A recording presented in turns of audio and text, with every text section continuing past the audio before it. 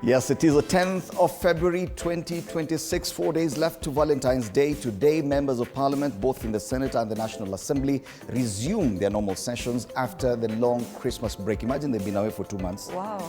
December yote, January yote. Wanna relax too? Ay. In my other life, I want to become an MP. Anyway, karibu sana. This is the Morning Cafe. We wake you up the best way we know how. My name is Fred. And how hot is your coffee this morning? Interact with us. Talk to us on our socials. TV47 Kenya on Facebook and on YouTube and X. TV47 Digital. Tuongeleshe tuambie, where are you watching Morning Cafe from and what's happening where you are this morning? My name is Ann Odida. All right, let's take a look at the big conversations we're having this morning. One of them is political, of course, and has to do with ODM. And the question we're asking, President Ruto says Azimio is dead without ODM. Is that a political truth or just a strategic jab meant to deepen the cracks? Allow me to repeat the question. President Ruto says Azimio is dead without ODM. Is that a political truth or just a strategic jab meant to deepen the cracks? We'll be talking about Azimio with my panelists this morning. Na vile ODM wamekatalia hapo, kwa nini mnakatalia Azimio na mulisema mtaki? Anyway, Peter Orero, MP Kibra, will be with us this morning. His colleague in the National Assembly, Onesimus Ngogoyo, MP Kajiado North, will also be with us. Alongside this notable wakilis, Harrison Kinyanjui and Joshua Nyamori. So do stand by for this conversation. Later on, we switch and talk about tourism. All right, tourism in the age of AI. Are we ready for AI in tourism? Tourism and AI. Yes. That's an interesting connection. It is. The CS Mining alisema tourism alisema we are ready to go that direction. So tourism numbers are rising, but is the industry creating quality jobs for Kenyans or just opportunities for investors? Right. So these are the big conversations we're having this morning. Interact with us on our social media pages, on X at TV47 Digital, on our respective other pages, right. YouTube, TV47 Kenya on YouTube, TV47 Kenya on Facebook as well. All right. Let's take a look at the dailies today. And we start off with what's happening with the Council of Governors. Yes. Wamekasirika sana. Governors defy Senate amid bribery scandal. That's a big one on the front page of the Daily Nation. We'll be back to take a look at what their problems are. Trained savages. That's the standard. All right. And then the more political ones. Siasa za kurukaruka za rejea. Party hopping taifa leo. The Star make or break test for Kalonzo and Rigathi in 2-day retreat. All right. Na hiyo nyingine, People Daily, will these camps make Ruto a one-term president? Swali nyeti. Finally, Business Daily, Google rejects 61% of Kenya's censorship asks. Okay. Yes. We'll be back to take a look at this in a short while. For now, just a reminder, this is a panel at 6:30. Later on, Charles Gaku, CEO, Air Travel and Related Studies Center, will be here to talk about tourism. Tukienda Uganda, wanazungumzia nini? Daily Monitor, mandatory sickle cell tests at birth. Solution, and with 20,000 babies born each year carrying the sickle cell burden and thousands dying before their 5th birthday, the government's mandatory screening aims to nip the tragedy in the bud, cut the disease off at birth, and give Ugandan children a fighting chance from day one. Now, they say at least 13% of the Ugandan population carry the sickle cell trait. In Africa, Uganda takes the 3rd position in sickle cell prevalence. Wow. In the world, it takes the 5th position. Now, I'm interested to know, Kenya, what number we are in. I'm going to Google that right now. An estimated 6,000 to 9,000 children die before 5 years of sickle test. And the most affected areas, they say high burden districts, are Alebtong, Namutumba, Bundibugyo, and Bukisa with prevalence of 24%. Here in Kenya, they say Kisumu is affected sana with sickle cell traits and disease. So that story has been covered on page 4 and 5. Other quick headlines, nurse jailed over illegal surgeries, another story on page 3. 18-year-old ready to balance school with political office. That's interesting. Youth anataka pale kweli ama shapata hiyo kiti now that elections iliisha. They say when most teenagers in rural Uganda are preoccupied with books and distant dreams of future careers, Efrans Nakujubi is already confronting the heavy realities of leadership, community service and political responsibility. Interesting that that's the only political story you can actually see, and it's only not even a month after the elections. It's interesting how Ugandans move fast from politics and to other matters like health and education. And of course, Uganda's economy to grow at 8%, says Bank of Uganda. Police set tough rules as schools reopen. That's the Daily Monitor. Still in Uganda, asks teachers to get 750 billion shillings pay rise, another shift from matters politics kabisa. They talk about public finance and they're agreeing on enhancement for remaining workers. Washa move on. It's matters economy na the major sectors. Hapa nikiangalia, there's no politics at all. That picture is celebrating New Year in Kampala, the Chinese. And unaona after elections hata ile picha ilikuwa inawekwa hapa ya yellow ya Rais Museveni. It's no longer there. Even the only mention of Museveni is when he's honoring a colonel Nakalema's father. I think he passed on. Yeah. Other stories: compulsory sickle cell screening for newborns starts. This is a story we've seen on the front page of the Daily Monitor. Yes. So those are the main stories there. Nothing much, no politics at all in Uganda. Washasonga mbele. Tunasonga mbele, watu wote. Tuvuke kule Bongo, gazeti la Mwananchi. Lissu ashusha mapya kotini. Alalamika kesi kuchukua muda mrefu, vigogo Chadema kuzuiwa kumtembelea mahabusu, kufichwa kwa mashahidi bado moto na jamhuri ya jibu mapigo. Tundu Lissu amenukuliwa hapa akisema leo ni siku ya 307 tangu niwekwe mahabusu, miezi 10 wiki 44 niko mahabusu. Katika siku zote hizi kesi hii imesikilizwa kwa siku 14 tu na leo ni siku ya 15. Kuna siku 88 ambazo kesi haijasikilizwa kabisa. Niko gerezani, hakuna kinachoendelea. Same na yule wa Uganda. Yes. Hata afadhali huyu anapelekwa kotini. Yule wa Uganda, his health is failing. Yeah. Ripoti maalum hapa pia imezungumziwa kuhusu udhibiti na usajili kizungumkuti pale. Ni habari katika ukurasa wa 14 wa gazeti hili. Nyuma ya pazia panga pangua ya Rais Samia Suluhu. Na watu wake wako hapa mbele. Ukurasa wa 2, mawinga madalali ni fursa au mzigo, na matarajio ya wenye viwanda nchini kwa wahitimu vyuoni. Mwananchi. Tukiwa kule Bongo bado, tuangazie gazeti la The Citizen. VP backs industry university solution to unemployment. They say for years, graduate unemployment has remained one of Tanzania's most difficult and emotionally charged development challenges. And that's the same as in Kenya. So they quote the Vice President, Dr. Emmanuel Nchimbi, saying cooperation in this area is very important in finding joint solutions to social challenges. This problem is prevalent in Kenya as well. Many graduates remain unemployed.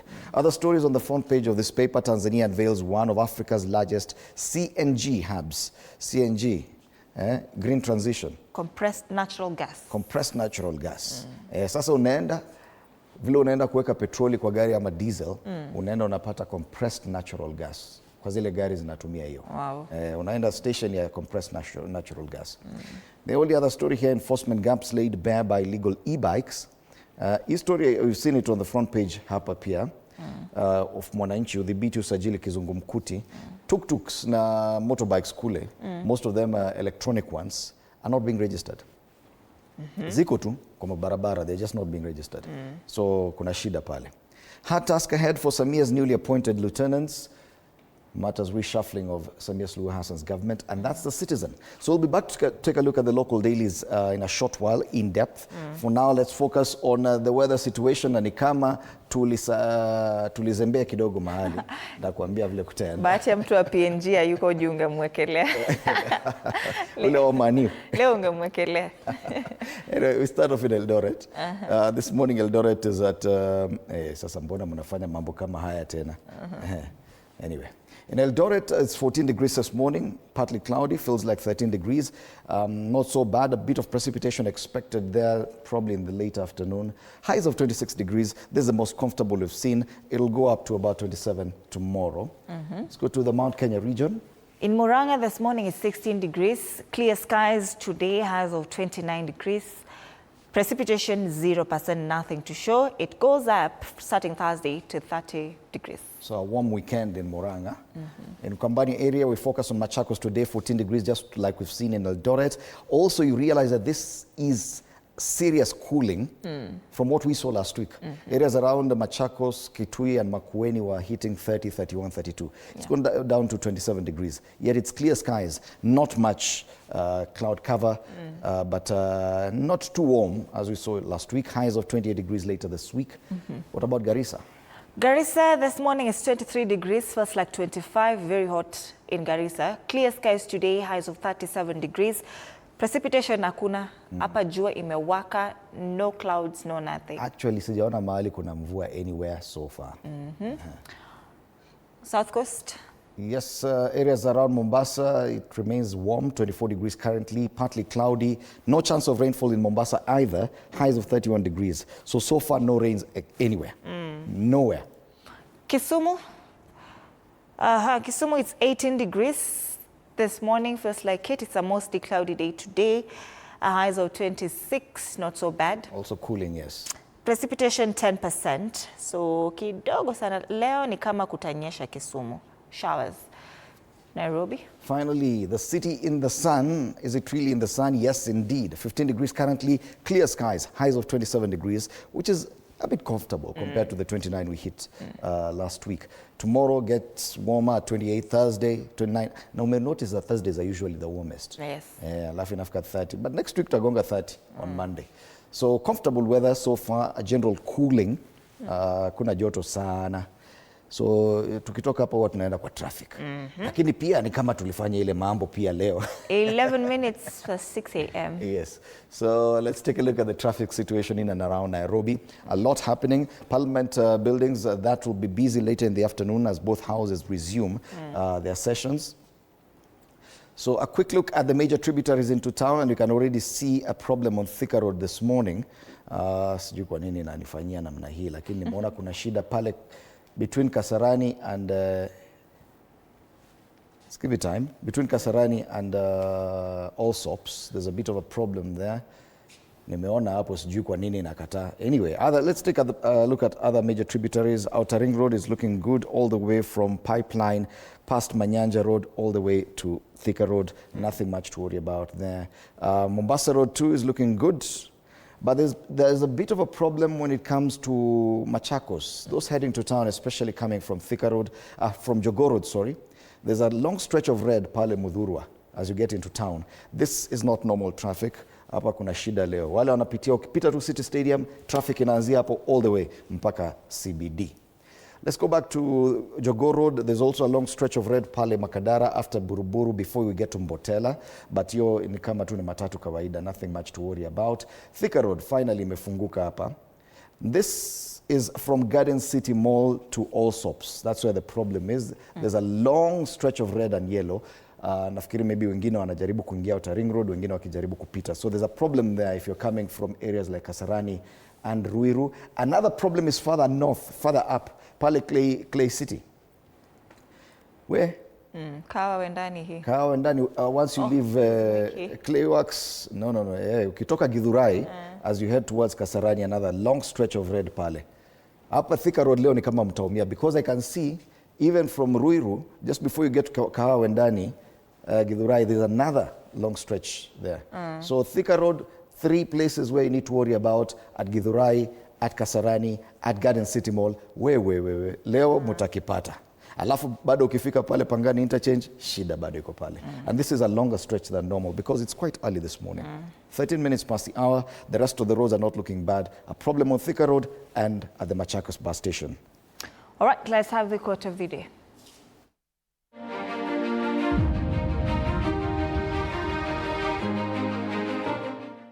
Bring your A game always, not just sometimes. Showing up fully every time guarantees growth, trust, and security in your role.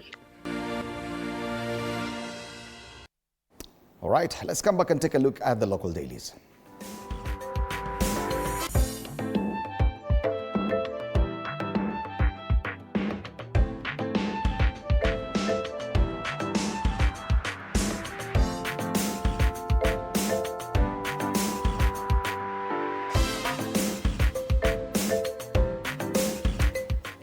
We start off with the Daily Nation this morning. Governors defy Senate amid bribery scandal. So impunity, they ask. County bosses have resolved they won't appear before a Senate Watchdog Committee, accusing its members of extortion and embarrassing them to gain political mileage. Nasikia hizo complaints. Munatuaibisha. Wanaoharas. Their protests come as outrageous expenditures are exposed during County Public Accounts Committee hearings on audit queries, which governors claim senators are exploiting to extort bribes. But senators have dismissed the accusations, arguing the county chiefs have resorted to the smear campaign in an attempt to dodge accountability. They have vowed not to relent in the quest to stop looting of public funds. So what the Senate has been probing emanates from the audit report on counties by the Auditor General Nancy Gathungu. So kama ile ati kulikuwa na Christmas tree ya 3.8 million. Kulikuwa na housewarming ya 5 million mahali. Alafu kulikuwa na pesa zingine zilikuwa meant for bodaboda. Zilikuwa meant sijui kufungua market, alafu zikapewa watu wa bodaboda wa attend mkutano ya mkubwa. Sasa hizo ndio governors wanasema hapana, mnatuaibisha, mbona mnaongea hii maneno. So the CAG met in Kilifi yesterday. Wakakasirika, wakasema sisi yo Senate at 20. So accusations of lawmakers demanding bribes have persisted and even forced dissolution of a committee in 2015. It's not a new thing. There have been such accusations before. And according to the governors, they say that kuna mahali mmoja alitishwa 9 million. Wow. 1, 2, 3, 9 akaambiwa ukisipoleta utaumia. But then again, this is what the president said sometime last year, that MPs and senators are simply rent-seeking. They're houses of bribery. They're demanding bribes in whatever they do. Kama president amesema, who are we to doubt? Former Mwea MP linked to car theft syndicate, the DCI have arrested former Mwea MP Peter Gitao on suspicions of involvement in the theft of vehicles, including a truck belonging to Murang'a County government. Unaiba gari hadi ya serikali. Wow. Unajua kuna watu wanakuanga tu very bold. Pale juu, 4 brothers die in a quarry that authorities refused to refill. Those are the inside pages. A very sad story of one family that lost so many people. Na kuambia siku hizi corruption iko hadi kanisani. Kuna story pale page 3 of the Daily Nation. Kuna imam who has been charged with defrauding a worshipper. Imefikia Muslims. Yeah. Wamefikiwa. Anyway, Joey is back on the pages. Joey Rungu. You remember Joey Rungu? Yes. He has challenged the law denying death row inmates bail. Wow. He's serving his sentence for the murder of Monica Kimani. So more stories on the inside pages. Kuna mahali wanazungumzia mambo gani hapa? Hata sioni stories zingine kubwa kubwa. Party hopping, and we'll see that on the other pages. Kule nyuma, Africa's oldest regional football body, SECAFA, now fights to stay alive. New office faces daunting task of winning back confidence of the members and reviving senior challenge cap. So yes, SECAFA, iko pale magazetini. That's the Daily Nation today. All right, tukisonga mbele, the Standard trained savages, cruelty. At a time the family of killed KMTC student is seeking answers. The student is here on the front page. In a statement, rather than give assurance, revealed the callousness with which it treats human life. In an outrageous turn, it seemed to blame residents for the death, which points to a remorseless service unable to tame officers thirsty for the next drop of blood. Now, despite valiant efforts made to turn the police force into a police service to align it with the requirements of the Bill of Rights in the Constitution, whose spirit is to save human life, the behaviors therein have stuck in a gone-by era. Now, they have been quoted here, a security analyst rather. They say, human rights training is not a new concept. It has existed as long as I can remember. During our time, the course was known as liberal studies. The truth of the matter is that the training curriculum is good. The elephant in the room is the executive influence over police. This is George Musamali. This story has been covered on page 2 and 3. And this young lady was killed sometime over the weekend. They say police service is always in the spotlight over extrajudicial killings, abductions, and torture. Yet all of them go through mandatory training that covers human rights themes. The human rights course that has failed to change Kenya's police officers. This story is on page 2 and 3. Kuna time waliambiwa they're allowed to shoot on the leg. Unakumbuka yule mwingine who shot a hawker in town? They've also included his story here. Is Cleansy Baraza, who shot someone during the Gen Z protests. He's been denied bail in the murder case. So bado yuko kizimbani ama korokoroni. On page 4, Junet scrambles to retain political standing after Azimio shake-up. Nasema mtu anazungumzia Azimio leo. Azimio lazima. Azimio, Junet Mohammed's political future hangs in the balance as Azimio leadership changes and ODM disputes threaten him. Once protected by Raila Odinga, he now faces party battles, reshuffles, and backlash over Ruto. Lusaka's new role puts him at a battlefront is another story on page 5. Inter-community resource wars, wildlife threatened lives in Samburu. Worsening drought has pushed the county into flashpoints of desperate survival fights. Suguta families batter hunger as aid falters. And on the back page, African players shine in Europe. Otara fires yet another winner. Last week, I think it's good to mention Brian Mbeumo of Manchester United is a Cameroonian forward, and he's been scoring goals after goals. Achezi. Ewe is not a joke. Ajaenda kwa kucheza. Sawa tu tukubali. Watu wa Mani wana celebrate ukweli tu usemwe. Anyway, from the Standard, let's focus on Taifa Leo. Siasa za kurukaruka za rejea. Si ati za rejea, zimekuwa hapo all through because kile wanazungumzia hapa ni hatua ya wanasiasa waliochaguliwa kuvitema vyama vilivyowadhamini ni kinyume cha sheria ya vyama vya kisiasa. Inawataka wanaohama au kujihusisha na vyama tofauti wajiuzulu katika nyadhifa zao ili watafute kura upya kwa vyama hivyo vipya walivyohamia. The only politician who has ever complied with this is one Raila Odinga. When he changed his party, he had been elected on a different party ticket as MP for Kibra. I think for Langata MP. Then he changed his party. He actually resigned as MP and went back for a by-election. Nakalima watu bado in his new party. These are the people they've all changed. Sabina Chege is a Jubilee member, but she was attending UDA meetings. All these others, people like Senator Fonyandarwa John Medho, he is a UDA senator. Senator Nyoto of Moranga is a UDA senator. But wote wanasema nini? DCP. Which is actually against the Political Parties Act. Yes. Wengine pale kama Gakuya. Naibu wa gavana Kakamega Ayub Savula has left DAP-K and is now UDA. Mbunge wa Iyala Kanini Kega left UDA now, left Jubilee, now is a member of DCP. All this, and they have their images there on the front pages. Wanasiasa wameanza kuruka vyama vilivyowadhamini mwaka 2022 wakijihusisha au kujiunga na vyama pinzani.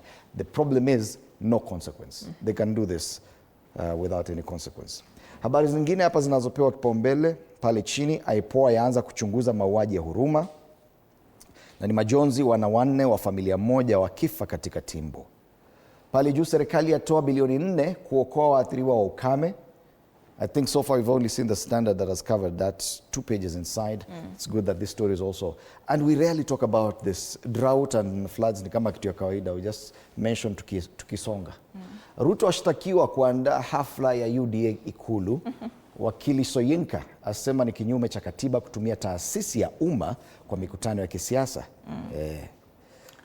Pale chini Arsenal tunawacheki, Pep atishia aache vitisho na yeye bwana. Gazeti la Taifa Leo. The Star, Meko breakfast for Kalonzo and Rigathi in 2-day retreat. Team of experts to table formula the group will use to take on Ruto. Wako hapo on page 2. Page 4 and 5, this is a big story as well, because now kumekuwa na a lot of shifts, especially with the revival of Azimio. Now, who's going to be the candidate? How do they work together, DCP? Remember the confusion after they announced that Azimio had been revived and that Kalonzo Musyoka had been appointed as a party leader. Yes. So all this Kalonzo Rigathi teams put together rock-solid machines for Ruto battle. They are holding a 2-day retreat. So team of handpicked experts will table a formula that the group could smoothly get over the hurdle of competing ambitions. Will it be enough? That's the question. Survivor of HIV, cervical and colon cancer, Vivian's journey through 13 surgeries, that's a special feature. Imagine akona cervical cancer, ni survivor of HIV, na akona colon cancer. Enyewe maisha ni ngumu. Alipata HIV, akapata cervical cancer, akapata colon cancer, and she has lived through it. She got HIV, I think, in 1999. Progress almost 30 years later. Derailed. FGM tourism fueling not ending the practice. Last week, we marked zero tolerance of female genital mutilation. The Star is not for sale today. Grab a copy for free. MyGov pullout? Yes, for government jobs and tenders, grab yourself a copy of this paper. Fresh, independent, different. Let's take a look at the People Daily, and it's a question: will these camps make Ruto a one-term president? And it's an analysis of the different camps that are prevailing within the different formations within the opposition. The camps and the breakaway team from ODM, with Sifuna, Orengo, Babu Owino, Caleb Amisi. We've seen what is happening in Western Kenya with the Tawi movement, George Natembeya, the united opposition with Gachagua, Kalonzo, and Fred Matiang'i. They're yet to come up with a proper formation, a united one. So the question, according to this People Daily, is will these different camps make Ruto a one-term president, or will they allow him now to sail comfortably through? Najua a few years back kuna mtu alisemekana atapita katikati yao, na alipita katikati yao. Ako hapa kwa hii gazeti. And sitting an incumbent, I can tell you for sure, it's not the easiest thing. Pale juu, while the government is silent on citizens killed in the Ukraine war, the government aongei sana hiyo mambo. What's the big deal? Yeah. Governors accuse 4 senators of extortion, boycott hearings in power standoff. Yeah, milioni 9. Wanamwaya mtama. Finally, Business Daily. Google rejects 61% of Kenya's censorship asks. The say tech giant Google rejected that percentage of requests from the Kenyan government to remove content such as YouTube videos and such listings, amid a surge in takedown demands underscoring growing friction between the state and global technology firms. So Google declined 26 of the 42 items it received from Kenya, citing national security, defamation and hate speech in the 6 months to June. Hata sisi kuna watu walijaribu kusema take down jana na juzi. Yes. Lakini ni kama haijawaka. Mtangoja nyinyi wewe. Amkeni hapo. NSC starts buying selling of shares directly via M-Pesa. Oh, that's a game changer. It is. Let's just see what they're saying. Top stockbrokers have been locked out of mobile trading platform that will, from today, allow investors to buy and sell shares directly from M-Pesa. Safaricom has tapped Kestrel Capital as a sole broker to process traders on the mobile money transfer service in a shift from the decades-old tradition of relying on stockbrokers for buying and selling equities. That's interesting. That's a win. On the ticker, Kibaki and Uhuru era loan funds falter as Hustler and Nyota rise. Loan disbursements under affirmative action funds established during the administrations of Mwai Kibaki and Uhuru Kenyatta have fallen significantly, highlighting a shift by the Kenya Kwanza government to new digitally driven credit programs such as the Hustler Fund and the Nyota project. Nedbank commits to retain all existing NCBA employees, and banks call for CBK rate pause amid loan pricing changes. That's the Business Daily this morning. All right. Once again, a reminder of our panel this morning: MPs Peter Orero and Onesmus Ngogoyo of Kibra and Kajiado North constituencies, respectively, and advocates of the High Court, Harrison Kinyanjui, Joshua Nyamori. Do stand by for that in a short while. Later on, we talk about matters tourism in the age of AI. Is Kenya ready? Right, Charles Gakuyu will be here for this conversation. He's the CEO Air Travel and Related Studies Center. Tuangazie makarakacha, wachoraji wanasema nini leo, tuzungumzie nini. Tunaanza na cartoon, so definitely matters ODM UDA. Caricature here has 2 vehicles, one yellow one squeezy ni orange, black, nini imechanganyikiwa kiasi. So the yellow car, which is the UDA, is pulling ODM. Alafu inapeleka Singapore. ODM was initially meant to go to Canada. Lakini sawa wanaenda Singapore. Wamesahau hii mambo ingine. That's the cartoon on the Star. All right. This is the Daily Nation. We are still in Azimio. Hawa ni ODM wamekwamilia kule. Buried the head in the sand, like the proverbial ostrich. Yes. Watu wanaangalia kwa hao wote ni wa ODM. Wanasema hey, sasa tuko Azimio ama tunaenda Singapore na UDA. Ama ni broad based. All right. The one on the standard, the cartoon, has a young Kenyan on the Nyota Fund. Amebeba a caricature of the president of the rais. Na amemwekea carrot pale mbele, carrot and stick. Tax exemptions. Hii ndio tulikuwa nauliza, hizi vitu zote rais anafanya sasa. Will they move this young Kenyan towards voting for him? They're the same beneficiaries of the Nyota Fund. Is that the carrot that is being used to lure them towards 2027 elections? All right?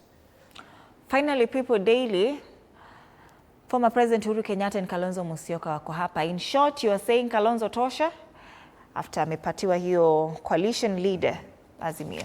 All right. Sijui ni kwa nini nilikuwa nimeona ni kama huyu mchoraji alikuwa ameweka baba hapa. I was a bit confused earlier. But anyway, that's Tano's take.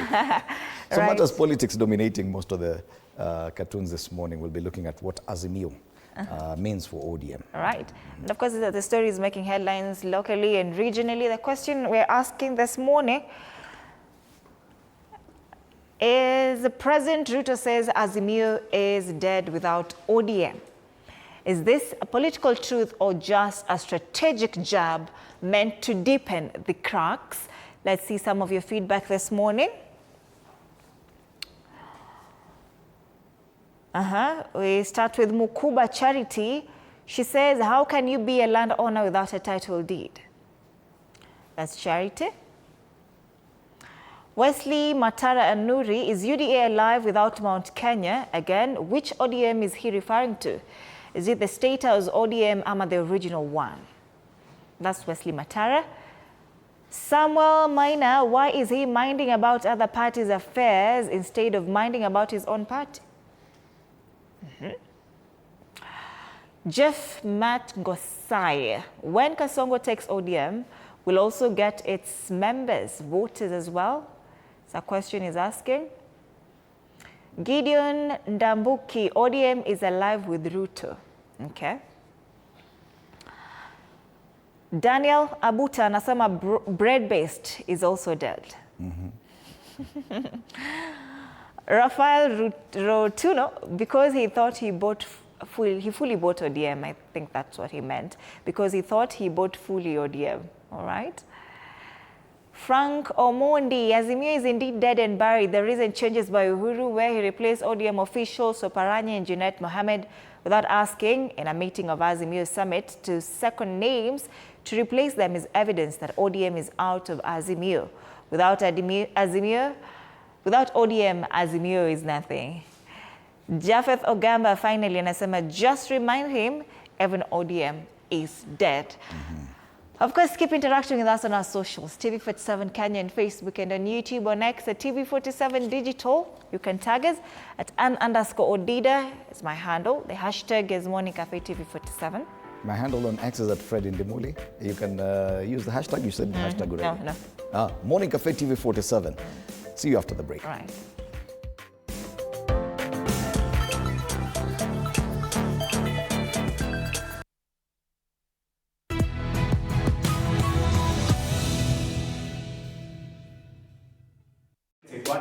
Coming to you in 3, 2. Looking back, I was a serious workaholic. I'd be working all the time. Come in very early, leave probably the following day. Working so hard within the TV industry, I wanted that to be the place where I could prove myself. I literally nearly killed myself working.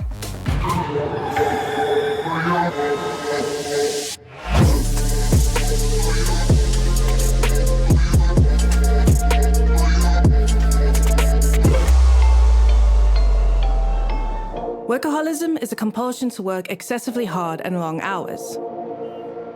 I'm Dumi, I'm 20, and I almost wrecked my life trying to work until I just couldn't anymore.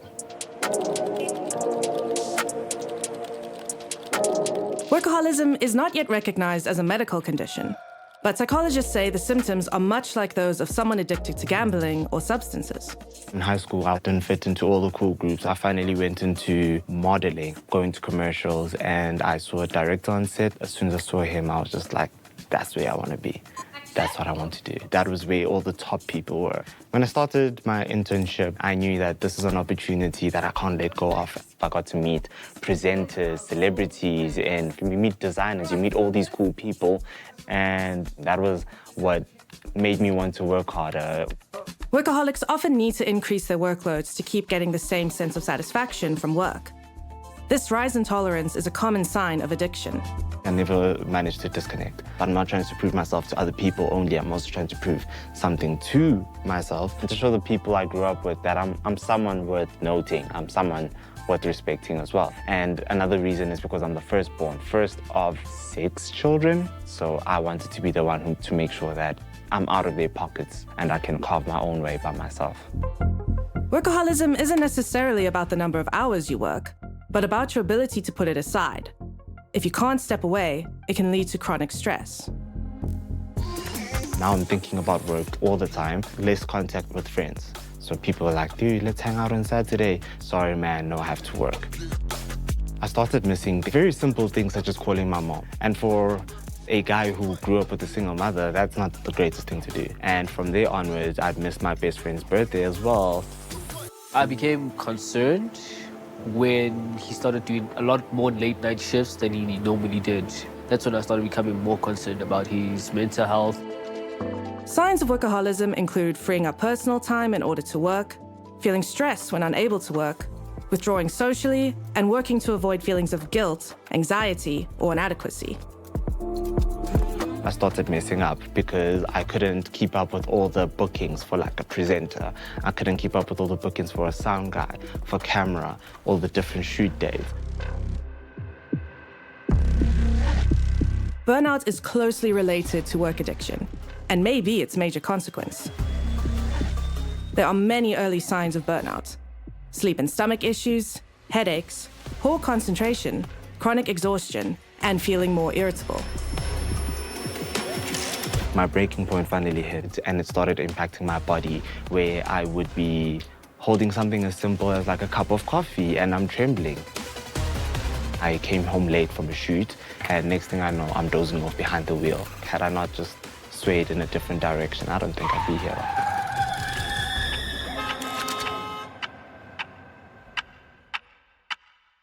After the near-death experience, I went to go see the psychologist. Work addiction can manifest itself physically, but it can also manifest itself mentally and emotionally. And that's when we speak about mental health challenges like anxiety, like depression, or I think one that is most common is that you're unable to just cope with everyday life. You know, things that you found very easy to do, you don't find so easy to do anymore. I had some childhood things that I hadn't dealt with. Fear of feeling like I'm less than compared to most people.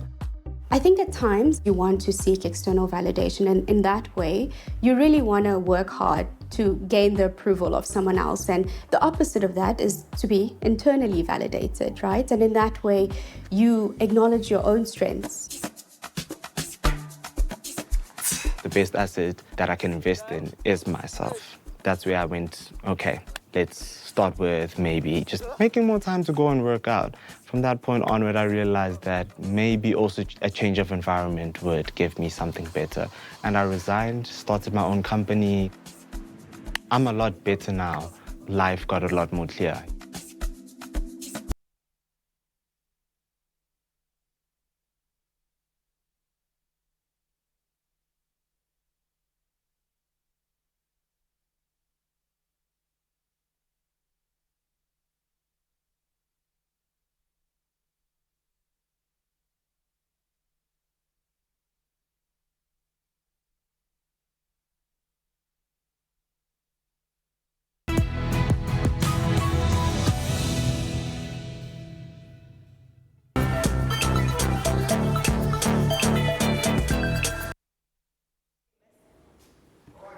You're still watching Morning Cafe on TV 47. My name is Freddie Ndimuli. Let's take a news update. Now, for the better part of yesterday, the Church of Holiness and Repentance had been streaming what they claim to be evidence of healing of HIV after TV 47 exposed doctored documents to support their claims. At the Ruto Hospital, one public health officer who is a follower of the church spent the day streaming the purported claims to counter the expose.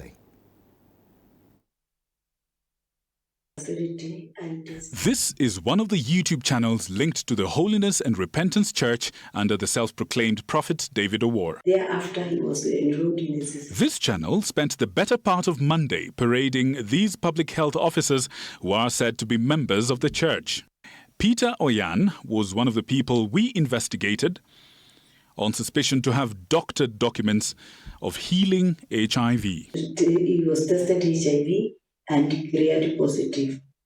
Thereafter, he was enrolled in the CCC department. I have interacted with him when he was correcting his ARVs. And today, we have received him back to this facility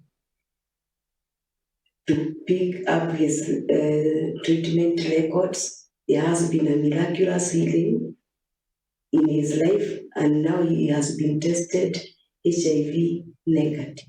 During our investigations at the facility, the lady was spotted by our team in what appeared as a restless condition. We met Peter Oyan, a man who asserts that he has been healed of HIV through the church's ministry.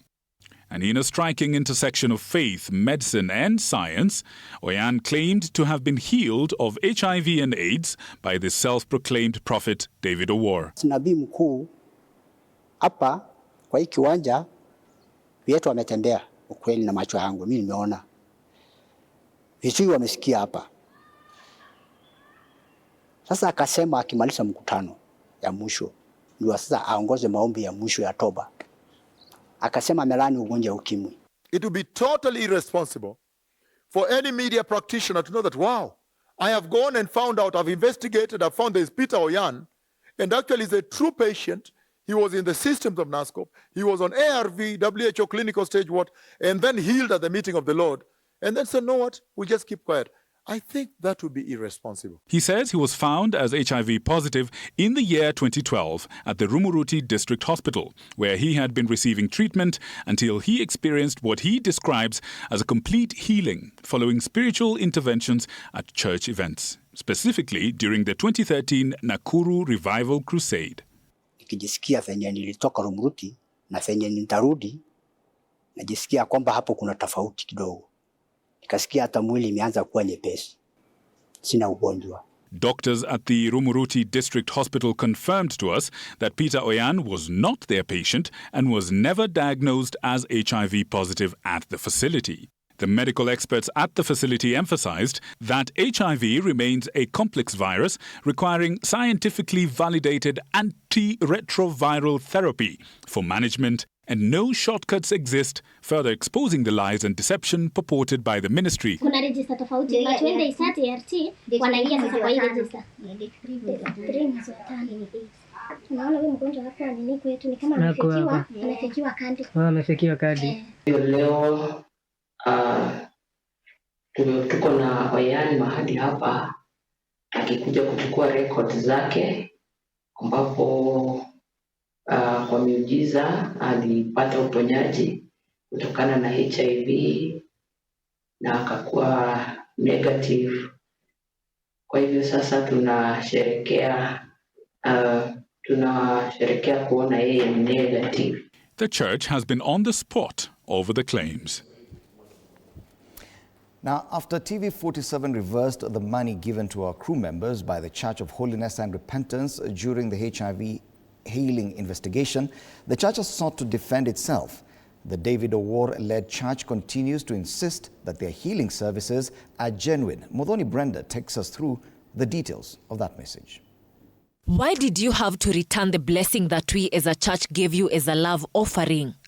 We are all mature and we all understand that the normal working hours for you and your crew is normally between 9 a.m. to 5 p.m. We really felt sorry for you and your team when the recording regarding HIV healing started late and ended deep in the night way past 1 a.m.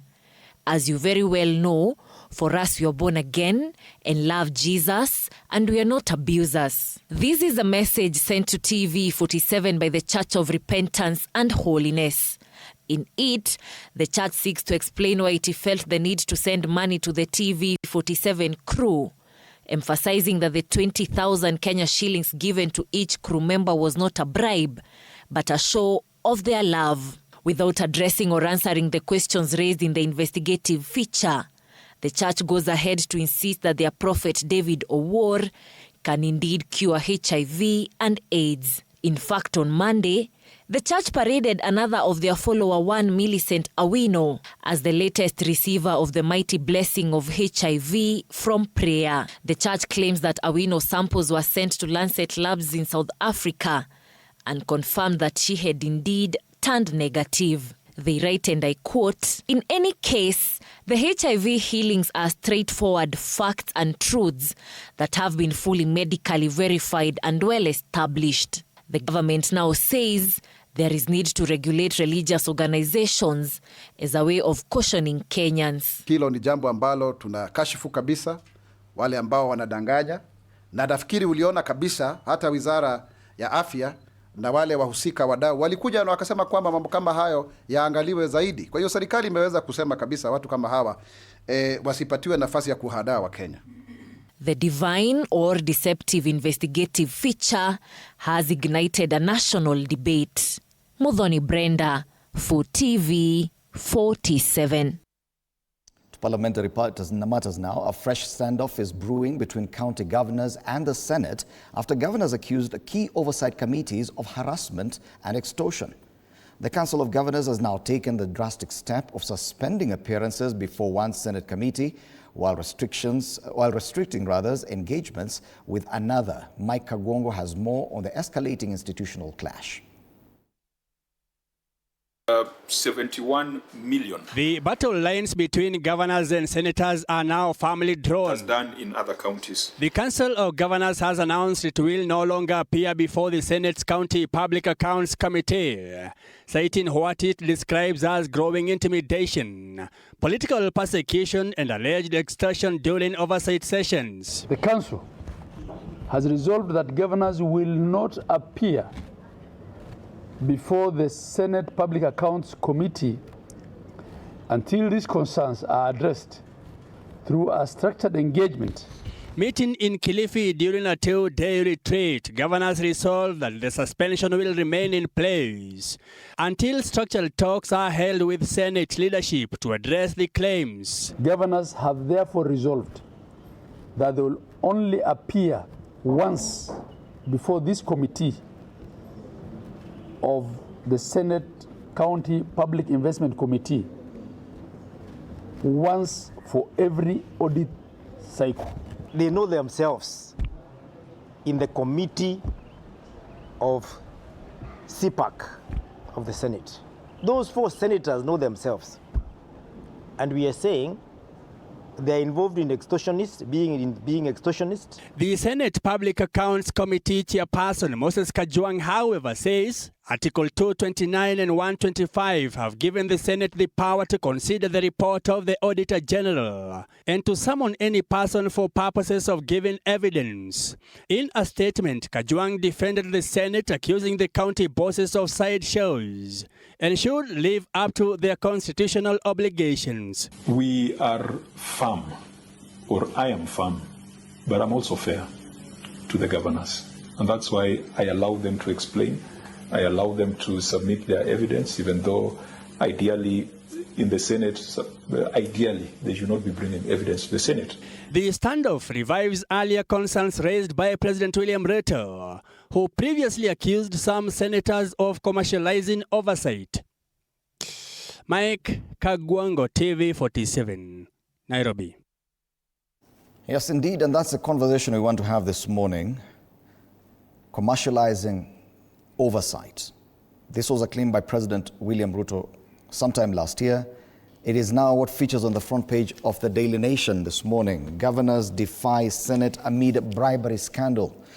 Incidentally, today is when both houses of parliament resume after the long Christmas recess. Both the National Assembly and the Senate are back. And probably, just curiously, this is a coincidence. And we're privileged to be having 2 members of the National Assembly with us this morning. Peter Orero, MP Kibra, it's a pleasure to have you in studio, sir. I think this is the very first time I'm hosting you on this show. Karibu sana. Thank you. And Onesmus Ngogoyo, a familiar face on this panel, is a MP Kajiado North. Karibu sana, Bwana Ngogoyo. Thank you for... I know they're talking about the Senate, but these accusations about commercializing bribery also affect the National Assembly. Now, there's no escaping this accusation now. The president made this pronouncement sometime last year, much to the chagrin of your colleagues in the National Assembly and the Senate. Then, this is a headline that meets you when you're resuming official duties this afternoon. Bwana Orero, let's start with you. The claims of corruption and rent-seeking and commercializing oversight in the Houses of Parliament is indeed a big problem. Do you deny that it is existing? Of course, I would not speak for anybody else. I would speak for myself and maybe a few colleagues. You remember the last time we had a joint meeting with His Excellency the President and the former Prime Minister about allegations of bribery in the House. But you see, the mention of just 10 million and the members of Parliament are over 390, I think did not make sense to some of us. That could have been an individual. And we told His Excellency and the Prime Minister that if it is an individual, they have the very long arms of the government. They can deal with the individual. And you cannot lump all members of Parliament that are involved in such kind of activities. I would not say that it is not there, but I have not seen. And now that the governors have come out, it takes two people to conspire. And I think they must be having evidential background. They must be having reasons to complain. And if they have evidence, I completely urge them to seek legal redress and also report this to the DCI for actions. So I think when you lump all the members of Parliament, because some of us are there to serve the constituents and Kenyans at large, I think we need to be very, very specific on this matter. If the Senate, if they have evidence that the Senate are doing something, why don't they call them out? Why don't they report? Is it possible, given the kind of the nature of proceedings that parliamentary committees have and the protected nature of such conversations, that the DCI could come in and investigate anything within Parliament? Has it ever happened before? Of course, you know, within the Parliament, we have our security system. We have people who can investigate from within Parliament. It is a complete institution that you cannot deny access for investigators. Although we have three different arms of government, which is okay, but we have ways of reaching, apart from the executive and the National Assembly. So we cannot say that either the judiciary or the DCI or the national government cannot access crucial information within the premises of Parliament and also the Senate. We've never seen any such instance where the security agencies have come into Parliament to investigate any such incident. Yet claims of corruption have always been there. Do you feel, Bwana Ngogoyo, that this is something that can be investigated beyond these headlines that complain? Because Kenyans feel, okay, fine, we may complain, but nothing will happen. Corruption within Parliament. Even the president himself appeared helpless when he talked about it. Naturally, it's very difficult to stop what he started. Our current president is on record bribing members of Parliament to impeach the former deputy president. A lot of government issues or affairs. When you said that, because I need to challenge that, when you say that he bribed, were there attempts to bribe you? Myself? Yes, of course there are many attempts back then, but there are members of Parliament who were bribed to sign in for the impeachment of the deputy president. And quite several of them, there was an icing for them to do what they were supposed to do. Now, the president is suffering from the problem that he started. He started the culture of, before an approval of anything, he has to sit down with a number of members of Parliament from the Committee on Budget, the Committee on Finance, so that certain issues that he may want would have a safe ride in Parliament. All over the world, the culture of negotiating with members, engaging members before is there. Actually, if you go to the UK, there is usually a lobby room. Mm-hmm. In Parliament, we have a lobby where you engage members. But bribery, in this case, when you use tokens to make sure that whatever you want goes through, now that is what becomes the problem. In quotes, the consumer of raw intelligence One time the president said he's a consumer of raw intelligence. And he said what he's saying before members of parliament that they pick, he mentioned even specific committees. But listen, if he was genuine, he would have engaged either DCI or EACC over certain committees. And what is happening right now, the culture that they have started is unsustainable. So that governors are finding it uncomfortable, PSS are finding it uncomfortable. And to be honest, the current parliament is tainted on the matters of receiving bribery. It is a fact. You're both first-time members of this parliament. You've been consuming news, even before, about the 12th parliament and before. Do you think that this kind of problem is worse off with the 13th parliament? There was an issue of 10,000, you remember, earlier on 20,000 in toilets. That was in the 11th, in the 12th parliament. The 13th parliament probably is just an upgraded version of the same. Talking about millions. When you have a president who can bribe even locals, for him to hold a meeting, he has to use certain amounts of money. You can see Orero nowadays does not miss his meetings in Nairobi. And most of the members of parliament in Nairobi, they don't go for free. I can tell you they don't go for free. Most of the members of parliament in Nairobi. And I can challenge Orero. It is good he's saying most of the members of Nairobi. I did not mention you. That's why I'm saying it's... But the guilty are always afraid. No, I'm here. No, you can defend yourself. He's made a very serious accusation against you. So, do you believe that in the National Assembly or in the 13th Parliament generally, across both houses, that this problem is now at a different level? We're talking about crazy amounts. Of course, you know, we are both first members of Parliament, and we do not have the liberty for comparative analysis apart from what we take from the papers and what we perceive to have known. But I think that it is something that people have said, that there is bribery in Parliament, but the extent is what matters. And I think I go back to my very good friend, you know, is very close to the former deputy president. The same way I was very close to the departed prime minister. And of course, our party, after having decided to work with UDA in what is called broad-based arrangements, now we all got involved in this process of impeaching the deputy president. I think that is where all these matters revolve around the impeachment of the former deputy president. In as far as accusations of bribery are concerned. And I think this is where it all started. And you know, this man you are sitting here, next year could be the one issuing the certificates for this issue. So it's very, very particular on matters that are touching on a DCP leader. You see, during that process of impeachment, like me, I'm from ODM political party.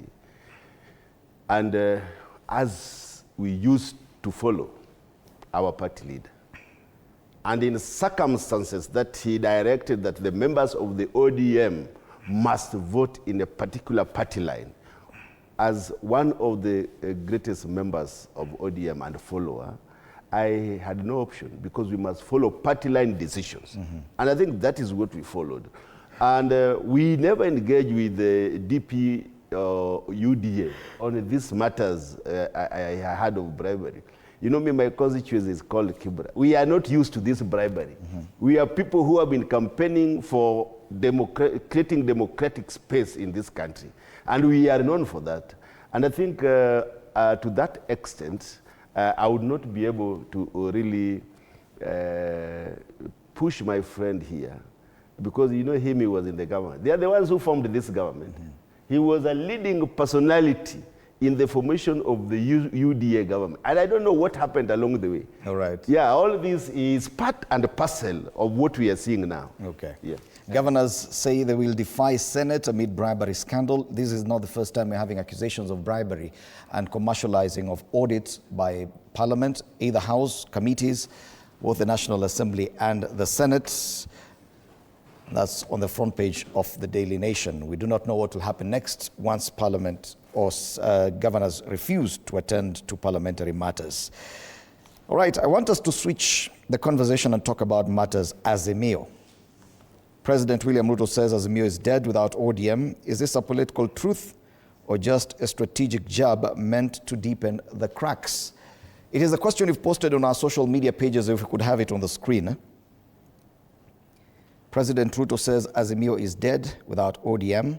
Is this a political truth or just a strategic jab meant to deepen the cracks? That's the question we're asking. It is a story we're going to be looking at next. Let's sample some of your views to see what you're talking about. And as far as Azimio is concerned, there's a lot of confusion. ODM insists they're still in Azimio. What does it mean? Bwana Orero, you'll be telling us more about that. Agnes Mille says it is mostly political talk meant to divide Azimio, not a clear fact. Obren Lumex says calling Azimio dead without ODM is less a statement of political truth and more calculated provocation. Coalitions are not private property of any single party, and Kenya's political history shows that alliances constantly evolve beyond their founding pillars. This remark appears designed to sow doubt, weaken opposition cohesion, and reframe political narratives ahead of future realignments. Well, a very well thought out response. Mokua Ian says ODM as real students of politics. If some of them get out of ODM and join another party or form another party, they might bring vigor in Azimio. Lilian Session, I don't agree with him. Babu Sifuna and Winnie are actually the real face of Azimio. Kevin Nyagwachi, DVM, reverse psychology at its best. Anataka kuosha tumbo krats wa ODM once and for good. Kalen Karimi says, a political move. Simple political move. Any other feedback? It is a political truth. John Morithi declares, and Honorable Kennedy Kariuki says, fire. Turn a fire. Gideon Dambuki, Azimio doesn't exist. Uhuru is alone. No Baba. Ruto runs ODM. Okay.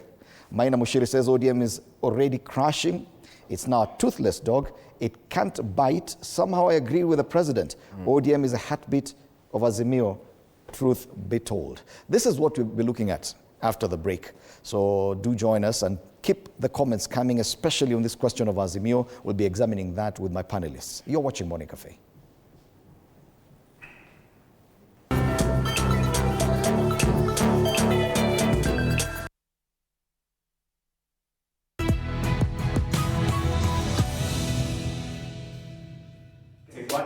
Coming to you in 3, 2. Looking back, I was a serious workaholic. I'd be working all the time. Come in very early, leave probably the following day. Working so hard within the TV industry, I wanted that to be the place where I could prove myself. I literally nearly killed myself working.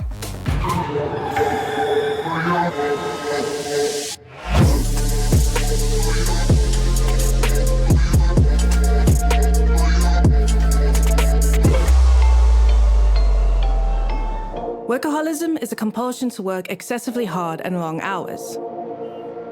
I'm Dumi, I'm 20, and I almost wrecked my life trying to work until I just couldn't anymore. Workaholism is not yet recognized as a medical condition, but psychologists say the symptoms are much like those of someone addicted to gambling or substances. In high school, I didn't fit into all the cool groups. I finally went into modeling, going to commercials, and I saw a director on set. As soon as I saw him, I was just like, that's where I want to be.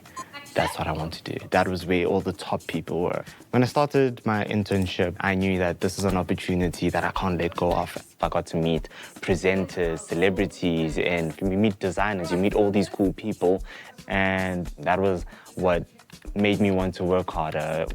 Workaholics often need to increase their workloads to keep getting the same sense of satisfaction from work. This rise in tolerance is a common sign of addiction.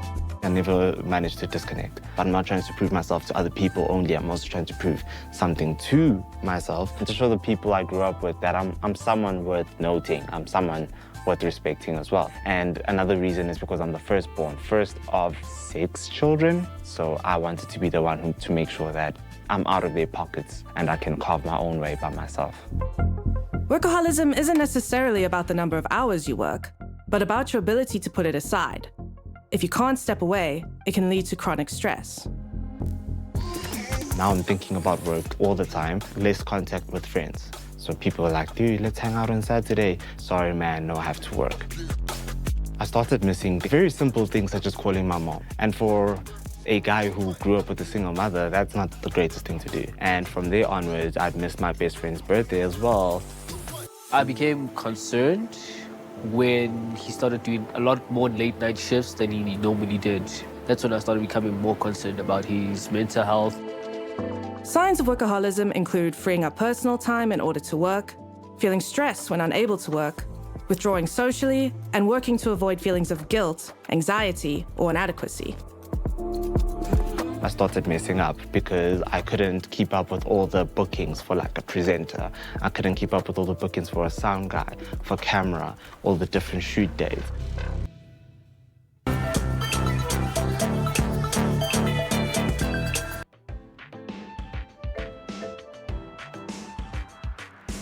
All right, welcome back. This is a morning cafe with me, Freddie Ndimuli, on TV 47, the top trending TV station currently, and this entire week, for obvious reasons. We want to continue with our political conversations this morning, and just before the break, I was with two members of the National Assembly who are resuming normal sessions of the House today after a 2-month recess. That is Onesmus Ngogoyo and Peter Orero of Kajiado North and Kibra constituencies, respectively.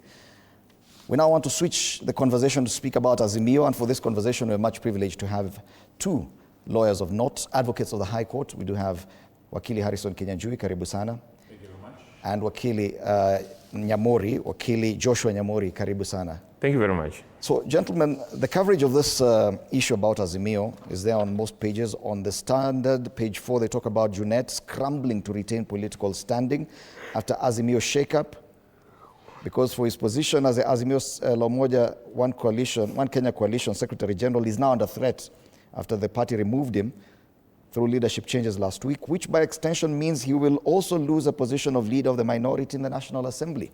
That is according to the Standard. On the Daily Nation, it's in the cartoon, where they portray, there's a caricature of an ostrich whose head is buried under the sand, and the head happens to be the ODM party leader, or a caricature of him. And even from beneath the sand, he says, we are still in Azimio, with other ODM leaders looking at him. But the question we are asking is a statement made by President William Ruto. Immediately after the changes within Azimio, the leadership changes were announced by Uhuru Kenyatta. And his pronouncement that without ODM, Azimio was nothing. And we're trying to examine, is this a statement of facts? Even as we look at the confusion within this party, ODM, on whether or not they still find it relevant to be in Azimio. Let's start with you, Wakili Nyamori. Where is ODM? Is it still in Azimio? Is it over on the other side, broad-based government, creating a coalition there? Why the fight? Why even seek to still be relevant in a place, in a home that you already left? Yeah, brother, Azimio was formed not to be in the opposition. Azimio was formed to form government. And ODM is in the broad-based government.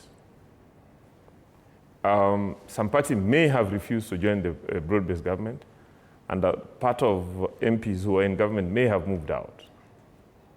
Okay? So Azimio has not violated any instrument of the Azimio by seeking that Azimio members be in government. You may need to know that even the party leader of Azimio contributed MPs in government right now. That is important. Secondly, it is important to appreciate that Azimio contributes 86 MPs. I mean, not Azimio. ODM contributes 86 MPs into Azimio. The second largest party in Azimio is Jubilee, that contributes only 28. The third largest party is ODM Kenya, that contributes only 26. Part of those MPs in the 28 and 26 of Jubilee and... you talk about ODM or Wiper? Wiper. It was ODM Kenya. You remember? It was ODM Kenya. Part of their MPs are in the broad-based arrangement. What am I saying? That ODM, if if Azimio was a company, would have been, considered a majority shareholder, a dominant shareholder. And a dominant shareholder would even operate alone, but for good political morals, it always, endeavored to consult the others. Therefore, since it is the majority shareholder, there is no way that minority shareholders can convene a meeting of the shareholders and make a decision to its exclusion. Of what use would Azimio be to ODM beyond the convenience in Parliament? It is their formation. Whatever it is their formation. They decide what to do with it. Whether it will stay in the opposition, or it will move to the government, or it will stay dead, as it has been. The entire membership that is defined by vote in terms of numbers is determined by the level of control, and the level of control is the number of MPs that you can control. Basically, what I'm trying to say, that without ODM, there is no Azimio. Mm-hmm. What we are being served is phantom. It is a lie. It is a puppet that the former president is trying to create to try and negotiate politically, to try and manipulate the country politically, to try and intimidate other players in government. Okay. My point is that, the former president, Uhuru Kenyatta, is lying to Kenyans. Secondly, he's trying to manipulate Kenyans.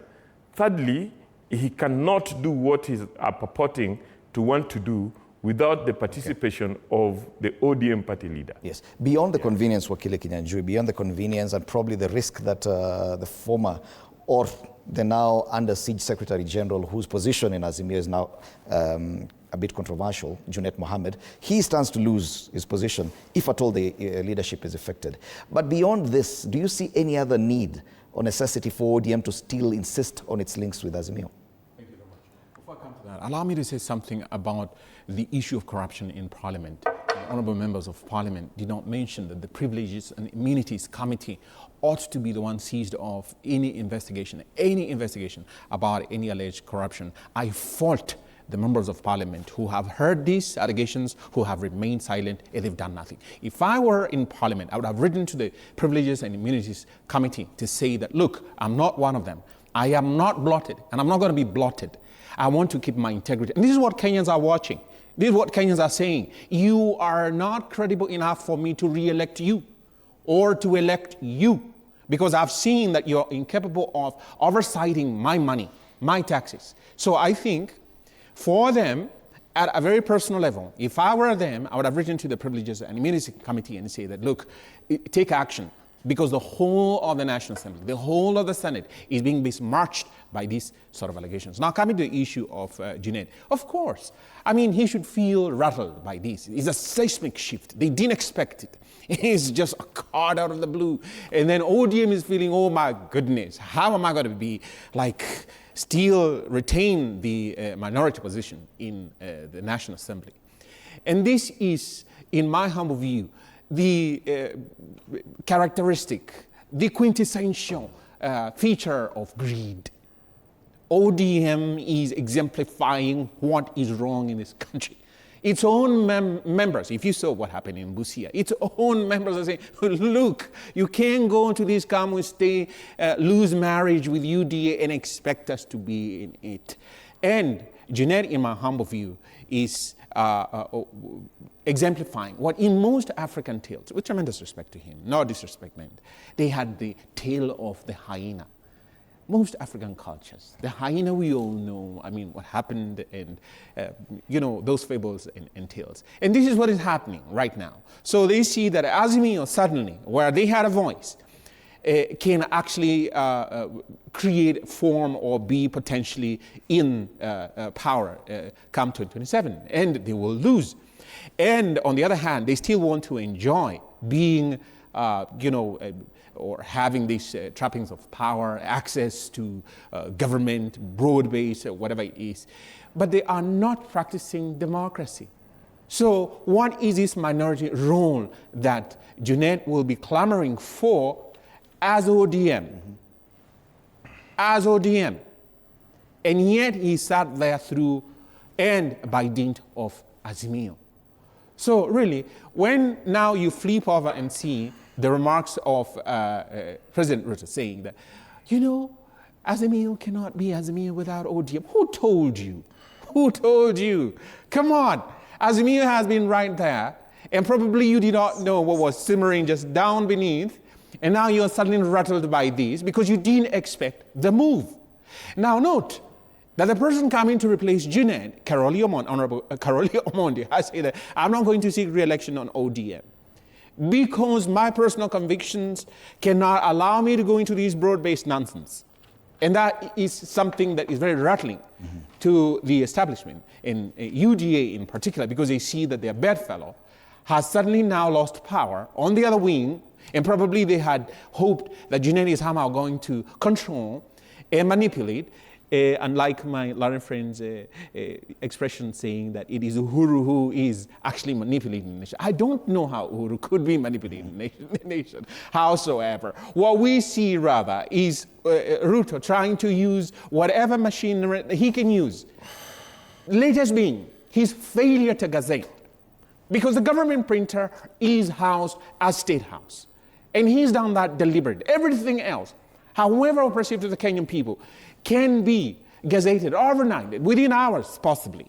But whatever affects people, whatever is to the benefit of the Kenyan people, he sits on it, he vetoes it, he torpedoes it. That's not even a person to get a two-term. Yes. Bwana Orero, it would appear that even within Azimio and Uhuru Kenyatta, even in effective the changes that he did, he still recognizes that ODM is part of Azimio. In the person that he appointed as a Secretary General to replace Junet Mohammed. It would appear the biggest concern from your party is the fact that Junet could lose his position within Parliament. Is that the biggest risk? Is that the reason why your party is insisting on remaining with a controlling stake within the Azimio formation? I think, to be fair, our party is not about Junet. This is a democratic, orange democratic movement. It does not revolve around a singular and a particular person. And what people should know, when Junet was being elected as a minority leader, it was not because he was the secretary of Azimio. In fact, most Kenyans did not know that Junet really was the secretary of Azimio. And before that, we had Opiyo Wandayi as the minority leader in parliament. He did not get that position because he was the secretary or something of Azimio. I remember very well when we were choosing the minority leader, it was very competitive. We had meetings at JOF, our members were called to between, at that time it was the current minister for, the CS for finance and the current CS for energy. So these positions were got through lobbying and consensus building. So I would not feel that now that Junet has been removed as the secretary, it is going to have direct influence on his position as the minority leader. But again, when you look at the scenarios, we should really be fair for both Azimio and ODM as a political party. The person who has taken over as the secretary now of the Azimio has since said that he is not going to seek re-election on ODM party. He already, I think he has registered his own party. We have had, he's a very close friend of mine. We have had a very formal conversation with my friend Karoli Omondi. And now that he has decided that he becomes the secretary, you see, he has used his position in ODM to be the secretary of Azimio, because the party that he's going to use in the next general election is not currently part of the Azimio coalition. But I would also want to say that when the president talks about ODM, I would rather say that, he's not a member of the ODM. He should leave the ODM party to make informed decision about their future within the ODM and the Azimio arrangement. What we have with the president is about the broad-based government. Don't you think you're causing confusion, Bonorero, to the general membership of the ODM party with the insistence, and you can see the direction you've taken, coalition building with the UDA party, now insisting you're still in Azimio? Don't you think even your members are confused, given the kind of cracks we see? Of course, you know, we got our position in parliament because of coalition of Azimio. And remember, nobody stood on Azimio ticket except the party leader. Aren't you contradicting yourself? No. It was ODM itself that allowed GOtv to get that podium, but now you're saying it's in your position as Azimio participants, aren't you? Okay. This is what Fred is saying. You're confusing your people. Okay. It's not about confusing. I'm explaining what Azimio is. No political party, apart from the presidential candidate, nobody stood on Azimio ticket. Mm-hmm. So it was a coalition of political parties, but the only one person who stood on Azimio ticket was Raila Amolo Odinga. All of the others had their political parties. The Wiper Party, all of these Roots Party, the ODM Party. But the most dominant party in the Azimio is the ODM. So it is the biggest member of this Azimio party. And sometimes certain decisions that ODM made as a party, like this broad-based arrangement, we didn't make broad-based arrangement as Azimio. You don't see the confusion here. Of course it is. What people are seeing now is your insistence on forming a coalition away from your former coalition partners with the UDA now, yet you still insist you're in Azimio. But what is happening is we came to these arrangements when we were in Azimio.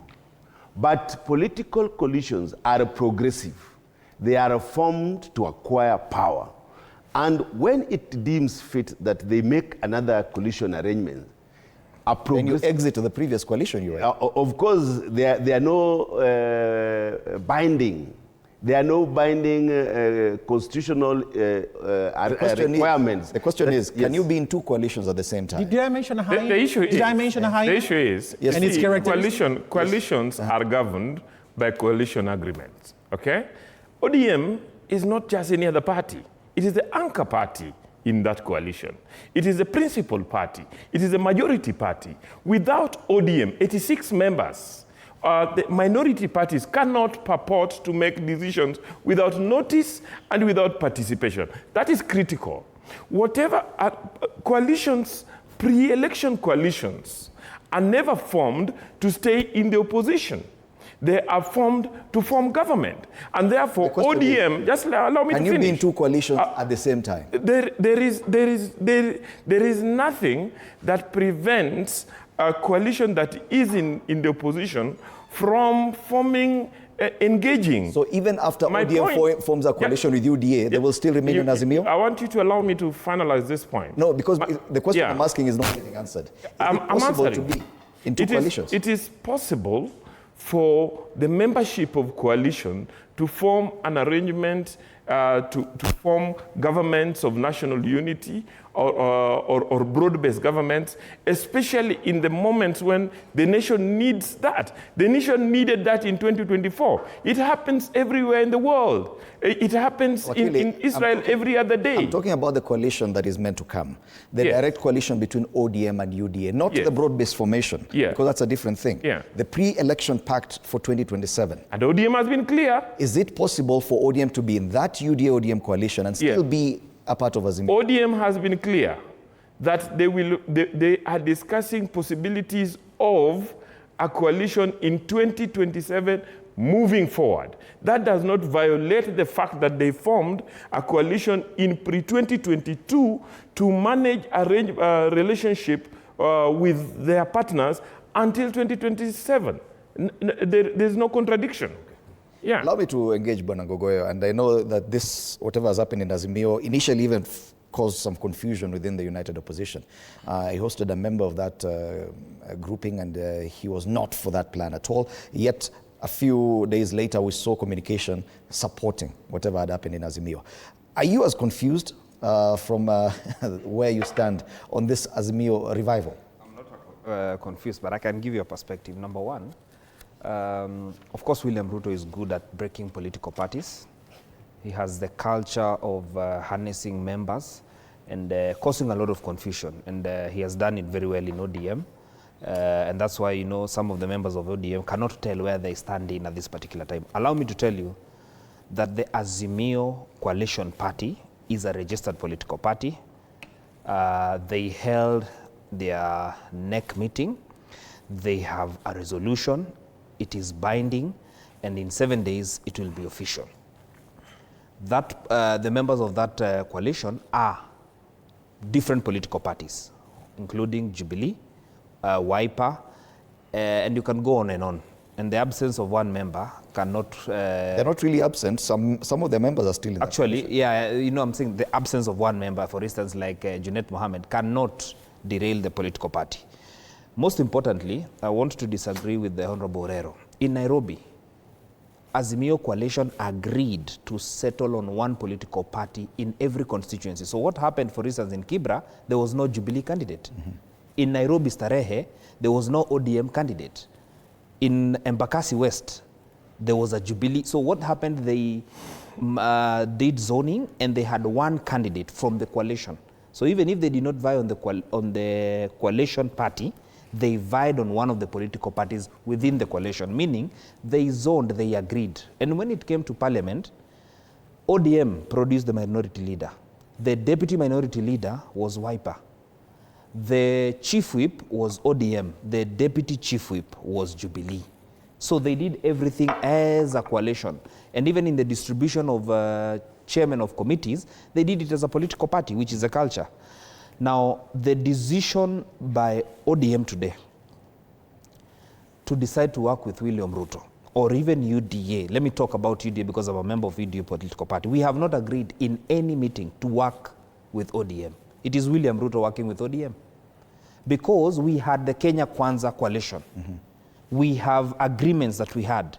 We sat down and agreed that the ANC will have this and that. But because of the culture of the president, you know, very disruptive. Is it just the president or the entire political class? We have a story. We have a story about... I can tell you. It is interesting. Party hopping. And let me tell you. You speak for UDA right now. UDA because I'm speaking, I'm just giving you, and you know that you can do the comparative analysis. You can look at it. I sit in the National Delegates Conference. I sit in the National Governing Council of the UDA party. I'm a member of the National, of the UDA. I'll vie on DCP. Is it telling us I am a member of the current UDA party. So I sit in the National Governing Council. So we have not sat down in any meeting to say, let us work with ODM. So this bad behavior is across board, and we'll discuss it. I sit in the National Delegates Conference. Uh-huh. We have not sat, we have not had a meeting in the National Delegates Conference.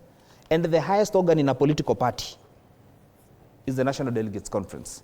That is the organ of the party that decides on the final decision. National Delegates, it is not, we are not controlled by the president. Wakili Kinyanjui, it would appear that across board, even the president himself is defying his own coalition, Kenya Kwanza, and planning another coalition with ODM. Yes, he is. And he has left the other parties behind. This is happening with ODM. This is happening with UDA members who are now in DCP. This is happening across board. What is the direction of seeking recourse for that? In my humble view, thank you, the panacea for this, the cure, the remedy is good leadership. Let us just agree that in the attempt by Ruto to muzzle every other voice that he deems either opposed to him or somehow too strong or offers a potent competition as against his failed leadership, then he will muzzle it, he'll muffle it. So he needs for his survival a weak political parties office, a weak registrar of political parties, with tremendous respect to that registrar, because this is deliberate weakening of the powers of that office. Why? And so to what end? So that he can create this confusion. And out of the chaos, he can, as it were, from whatever perspective he takes, then create the quote-unquote order that he has. And he seems very rattled, like I said, by this revival of Azimio la Umoja Kenya coalition. Because people just say Azimio, but it is Azimio la Umoja Kenya coalition. And that's a political party.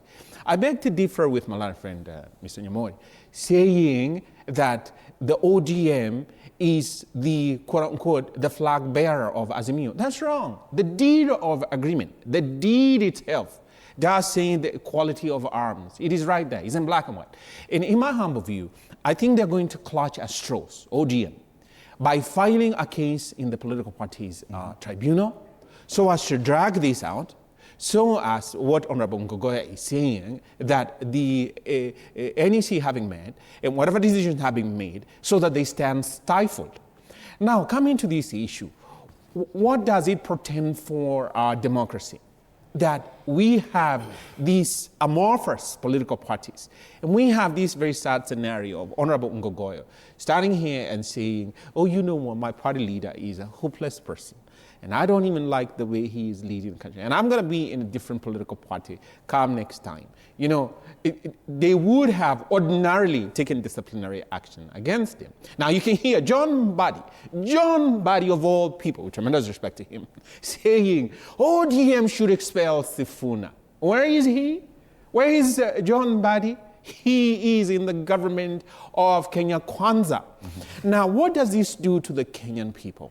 You go to the electoral period, you campaign and tell people, you know, I have this wheelbarrow concept, you know, bottom up, and I'm going to change and transform your lives. Oh, ye Kenyan people. Midstream, after voting him in, he says, I had a dream last night about going to Singapore, and I think I see you people as the same. Okay. So during this period, they're selling all their ideas to the Kenyan people, and however they come to rule. And when they rule, what happens? In the end, they have shifted the goalposts so totally and absolutely. The players that were supposed to be 11 aside, now they are 44. Now they are 38. And then he blows a whistle, and what does he do? He confuses all of us and says that, you know what, ODM, I think, in my humble view, I should be funding you, which is why you're hearing the voices from Sifuna. The funding of a political party is it's lifeblood. Right. It's lifeblood. And so if he then again cuts off that funding, the political parties fund, for instance, because Azimio is saying, ODM is saying, we are owed 12 billion. That's a confession of the Secretary General. Okay. So what do we have? We have poor leadership. And a that is what president we'll be that does examining. not believe in democracy. Yes, he doesn't even practice it. That is a conversation we'll be having in a short while. What rules? No consequences as politicians resume party hopping, and that's across board. No one is spared in this one. But before that, let's examine the question we had asked you about Azimio and what the president said. President Ruto says Azimio is dead without ODM. Is this a political truth, a fact, or just a strategic jab meant to deepen the cracks within ODM? Let's take some of your feedback. Spiral Mandela says it's getting hot. Definitely it's getting hot. Brian Reeves, so why is it a concern to you? Why are you worried? Are you asking me the question? Or okay. Robert Makoha Wangoho says disagree. Ruben Blessing both. Akoth Marceline, he is consoling himself like that. And Gilu Matesha says disagree. Caprice Lightbringer, ODM itself is dying, if not dead. It's going the way of Ford. Everyone, including the president, has interest in the party owing to its rich vote basket, especially since he knows the mountain is gone. If Azimio can rally different community blocks to vote as blocks, it's game over for the incumbent. Division is his only prevailing strategy and one which he is dependent on. Willie Mutunga says, just a comment, he will not believe what is just about to happen. And Sarah Kabesa says, sure, that's the truth. No ODM, no Azimio. Do you have more? All right. So definitely we can see the sentiment about Azimio. It's okay, but it ties to everything else that's happening across all parties. Apart from ODM, we've seen probably, but even ODM has also faced cases of discipline issues, which they were yet to resolve. Probably when people were defecting to other parties and the party was unable to rein in. The question is about the consequence of defying party lines or defying political parties. Allow me to read from this article on page 10 of The Nation.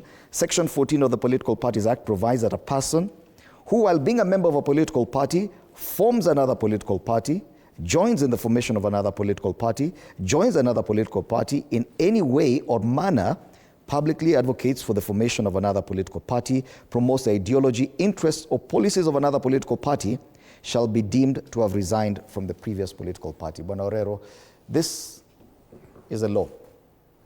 I think Kenyans, we don't respect the law, especially the political, in the political field. If this law were to be used effectively, most of the MPs should have gone for a re-election. Because world over, when you look at the Democratic Party and the Conservative Party in the US, when you defy the party lines, even in the UK, then you either resign or you are removed. We must respect the party lines. We must respect the framework of political parties. There is no way, like now, my friend has disagreed with the Kenya Kwanza. Now he's in DCP. Although he is still hanging on Kenya Kwanza.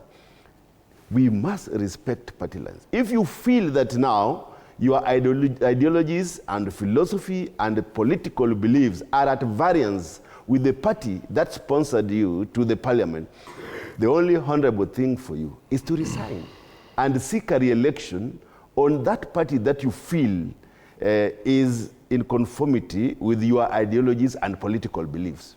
So I believe as a person, myself, the moment I disagree with my party, I should not hope to another political. That's why I'm in ODM. And I will respect the party lines and the party structure of ODM. So I urge that the political class should use this clause. Like in ODM, if anybody feels that he is being suppressed within the ODM political party, he has the liberty of moving on or forming another political party or resigning to seek a re-election on a party that he feels will serve his interests of political party. All right. Yes. Wakili Nyambori, don't you think you're defending the indefensible when, because we've agreed that this bad behavior is across board, that whether or not you support ODM, bad behavior among the political class should not be condoned? Definitely, but I think it is important to differentiate, for instance, the working of ODM and UDA in the broad-based government, and Jubilee also in terms of the MPs they contributed, because Section 14 of the Political Parties Act basically tries to stifle indiscipline within political parties. It does not, it does not stop or criminalize party cooperation, okay, party consultations.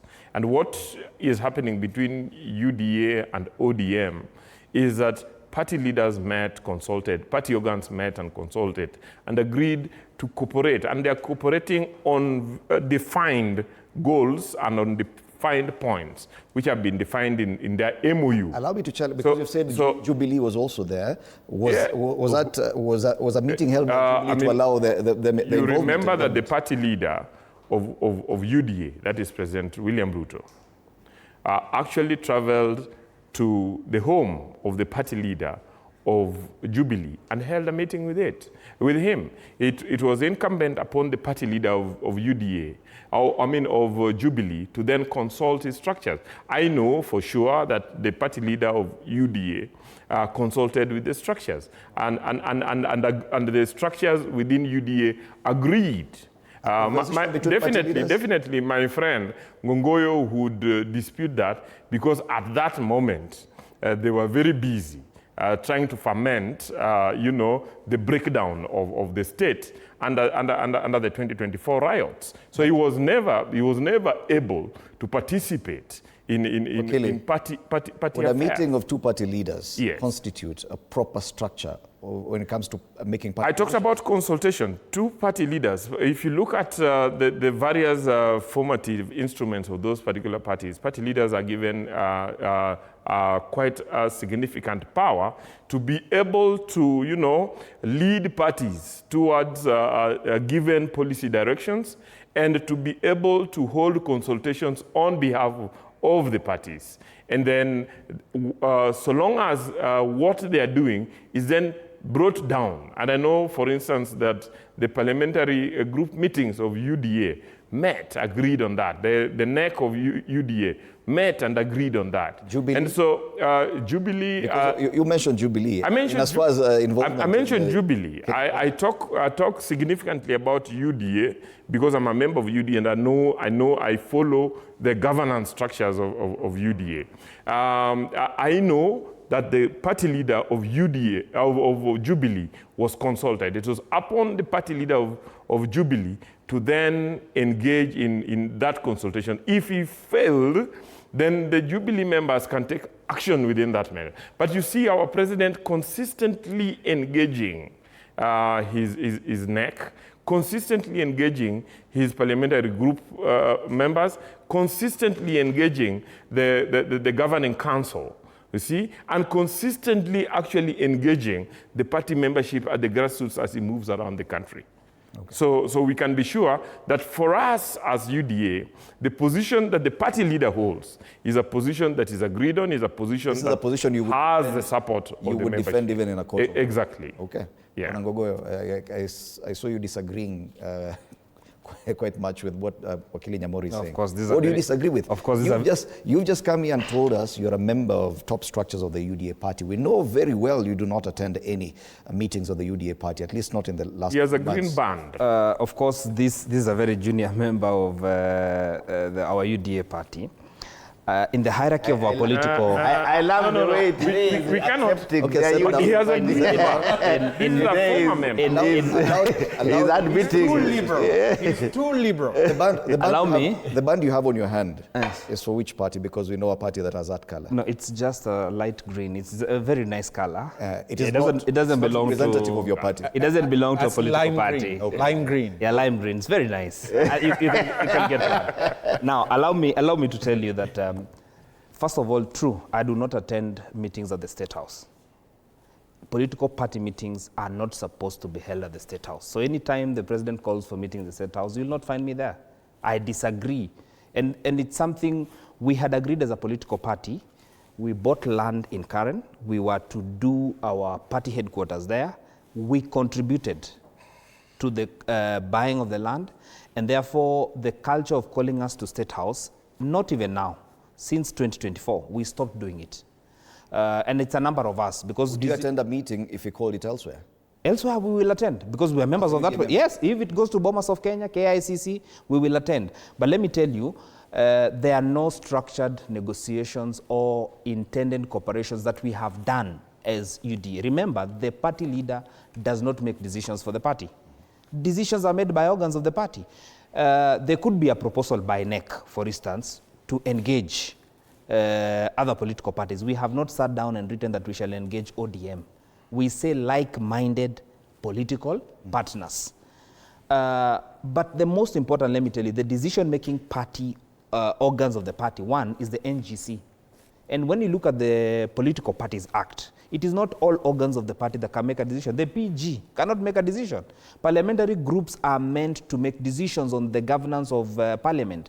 Committees, there are a number of things we can agree. Let's have this stand. But on matters of the running of a political party, remember this party has delegates across the country. It has, for instance, when you come to Kajiado, they are members of the political party from different places. They have to give their opinion. It is not that because I am elected, I make a decision as the elected leader. No. The parties actually should be institutions that are governed by people and carry along the ideas and the mentality. And that's why on many things we have disagreed with UDA, which is my political party. One, when people are being killed in this country, young people, we've lost a young lady in Huruma, shot by the police. She was selling fish in her mother's shop. Our spokesman, our political party does not condemn that. Those are things that we said before we got into government, that police brutality, the use of the police to manage politics, we disagreed with them. And therefore, because there are a number of things that we are disagreeing with the political party, in my next engagement in 2027, I shall not contest on that party. Okay.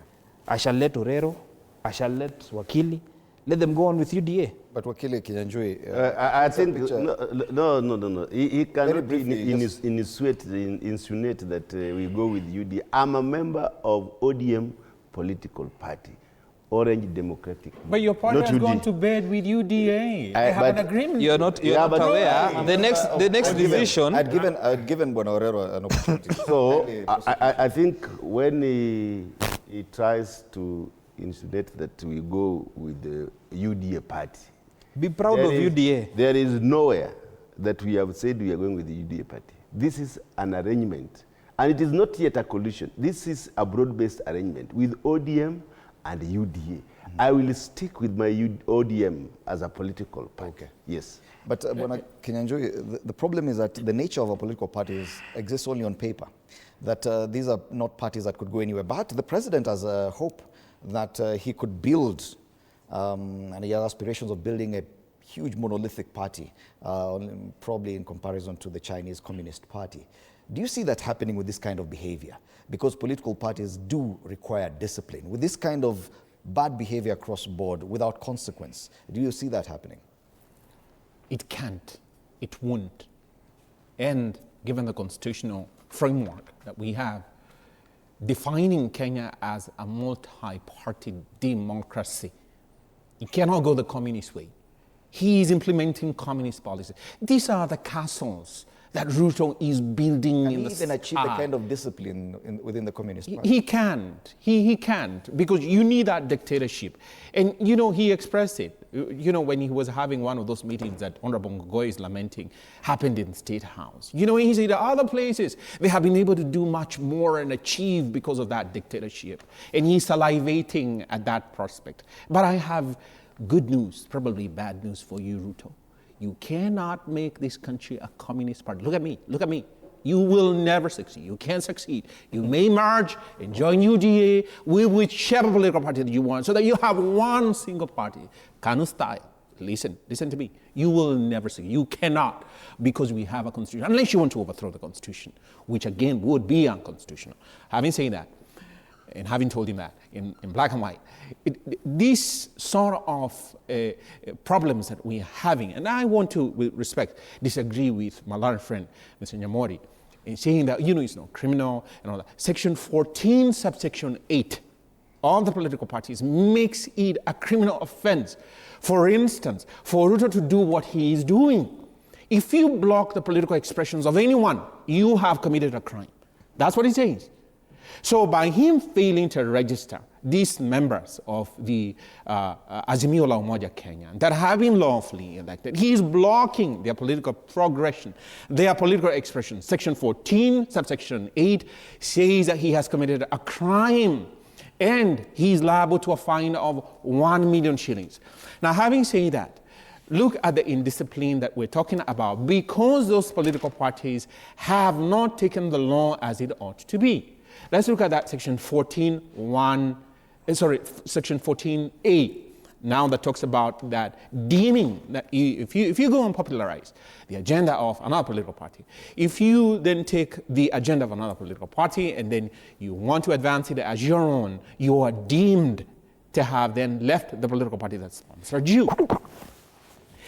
Bless you. The deeming is not something that just happens. Because if you look at the law, it says, and I believe it should be section 1F of that particular section, 14A of the Political Parties Act, the actions, and you alluded to the lime green bracelet, which Honorable Ngogoy is wearing, is a sign, is an emblem. It's that which exemplifies another political party. So if you do that conglomeration. Ideally, he should be deemed to have done so. Yeah, the deeming, that deeming. But if a person does that, it is the political party that's supposed to take the initiative then to quote unquote kick him or her out. And this is a clincher. still that section 14A of the Political Parties Act gives the person who is accused now, like Honorable Ngogoyo, an audience. So that then he goes there and says, wait a minute, wait. You say that I am deemed to have joined another political party and I'm supposed to be in duty. How about you? So there is a conversation which the law allows that he should go and voice himself. And then section 14A once more says the registrar of political parties, if Honorable Ngogoyo is kicked out of UDA, for instance, through that deeming, then that registrar holds the final say and can say that I don't agree with that deeming. Listening to you, Akili, you're saying the problem lies within the parties, not the registrar of political parties, within the parties. Yes, because you see, the registrar can say that nothing has been brought to my attention, because once the decision has been made by the political party, section 14A of the Political Parties Act says then that communication is made to the registrar of political parties. Formally, who receives it? With a mentioned person, with the deeming, with the actions comprising of the deeming that you have then joined another political party. And then that is given a decision and a verdict. Okay. So we have poor structures. We have just political parties in name. Nyamori, would you defend Bwana Ngogoyo here, who has, is now popularizing DCP, yet is a member of UDA? The same way you defended Jubilee members who are popularizing UDA while still members of Jubilee. Would you defend him? There must be a difference between what I said and what Honorable Ngogoyo is saying. What Honorable Ngogoyo's actions are actually rebellion against his own party. He is on a national TV adorning the colors of a rival political party. This is DCP. This is DCP. Oh. Now he denies the second. It's just a bracelet. He has boycotted. No apologies. Allow me to finish. I gave you time to talk. He has boycotted party organ meetings. So he should be disciplined. Mm-hmm. I hope he will be disciplined. As I talk here, I'm calling on my friend Hassan Omar to actually look at the party register, look at the membership of this MP and sanction him. But then let me go back and, when my learned friend speaks, I remember Shakespeare once saying that the first thing is that we should kill all the lawyers. Because sometimes as lawyers, we come to these forums and try to confuse the public, okay, with the legalese.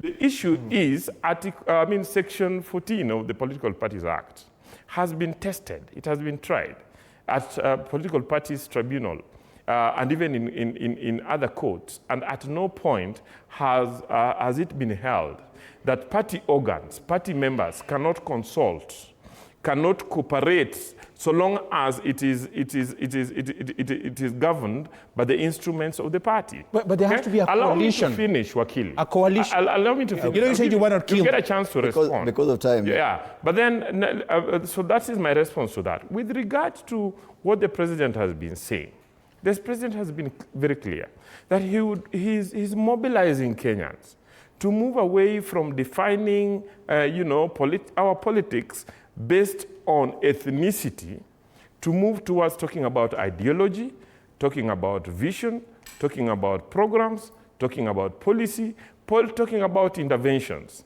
and give it to President William Ruto.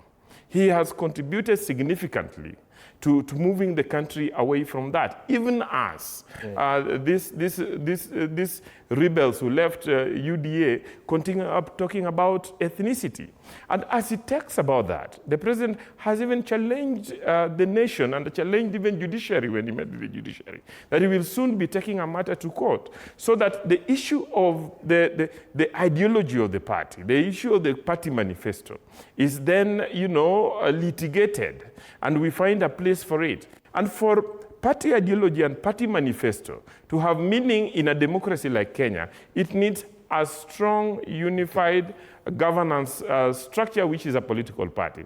As I finish, I want to point that what the president is speaking to is that we need to strengthen our political party so that we have a few big political parties that represent certain ideologies, have membership across the board, and can mobilize our countries along certain lines. As your final contribution, Okay? don't you think that President William Ruto himself is encouraging indiscipline within the political parties? He has yet to crack the whip on some members who have obviously don't you think that he's also encouraging others who are in other parties to do the same? No. What the president has done in various parties that he's engaging, he makes the effort to engage with the party leadership. He's actually right now actively engaging with ODM. The president had an option of raiding ODM when the party leader left. But in protection of the legacy of Raila Odinga, in protection of the essence of a political party, in protection of democracy, he has opted to engage the party leader of ODM, to respect their structures, to ensure that they are able to make decisions. And then we get to build a strong coalition as we face 2027. But I want to tell the rebels, I want to tell the small parties, especially the ethnic parties, that are being supported here, that in 2027, the president is building a juggernaut in this coalition with ODM, a big machine that will roll around, speak to ideology, speak to programs, and Kenya I am sure wants to leave. that Kenya wants life now. Kenyans will align with that. Allow me to give the other three gentlemen a minute and a half for your final comments, starting with you, Akili, since you really want to respond to what he's saying. You go first. It's very unfortunate. Kenyans want life. They want functional systems. I don't want to be the president. I mean, I'm not interested in his seat, but I'm interested in good governance. I'm interested in functional system. It doesn't help me if I pick up a phone. There's a website there that provides the name of some government institution, and I call, it doesn't go through. I write an email to them, and he says e-governance, and I'm not able to. No. I'm talking the truth. No, you're lying. How am I lying? Wakili Nyamori, because we are not hold your horses. Because you don't have. You're defending him. You're defending him. Governance systems are working. Wakili Kinyanjui, kindly don't reintroduce the debate. We don't have time. My time is running out, and you're getting to it. And I think that I liked one quote that Nyamori said that you killed the lawyer. Kill all the lawyers. That's what you're saying. Because this is very tragic. Because then it would seem then that it's very, you want to annihilate me because you don't like my ideas. This is a very problem that is facing UDA and ODM at the moment. They cannot tolerate the Sifunas of this world. They cannot tolerate divergent views. And this intolerance is what Ruto is espousing all throughout. And so he cannot live with the reality that he does not have the monopoly of ideas, governance, and so on. So any other person is a demon. And to you, he's an angel.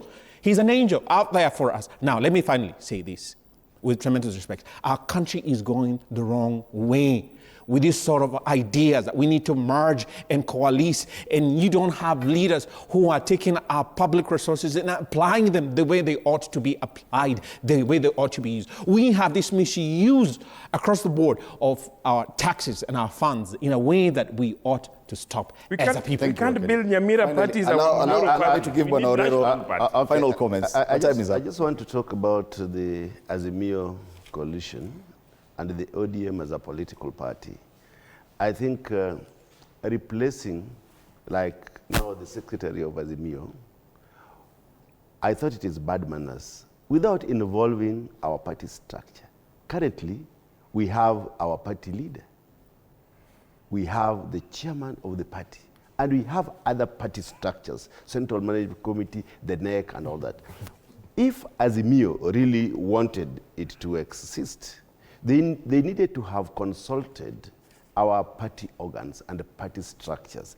But I think it was ill-advised that they can go on, replace even our minority leader with somebody who has said that he no longer subscribes to the aspiration of the ODM as a political party.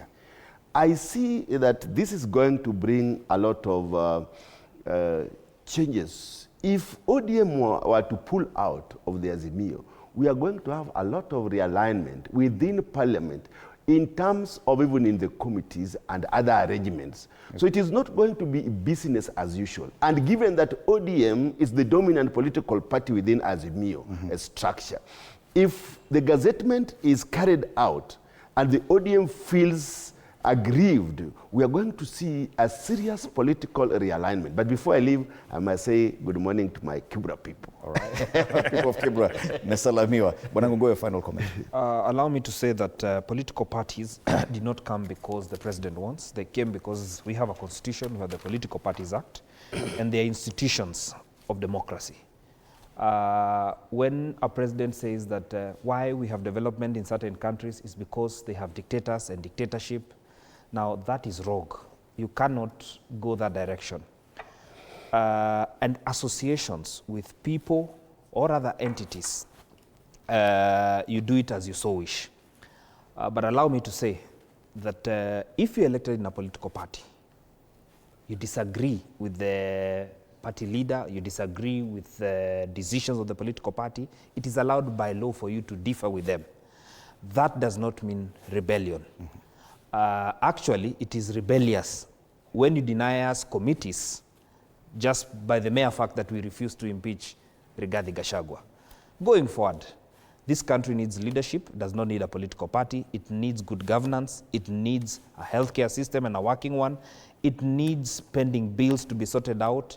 That cannot be done by a mere political party, can be done by leaders who are focused and who are forthright. All right. As we talk today, William Ruto must be a one-term president. He cannot match the pace that the country needs.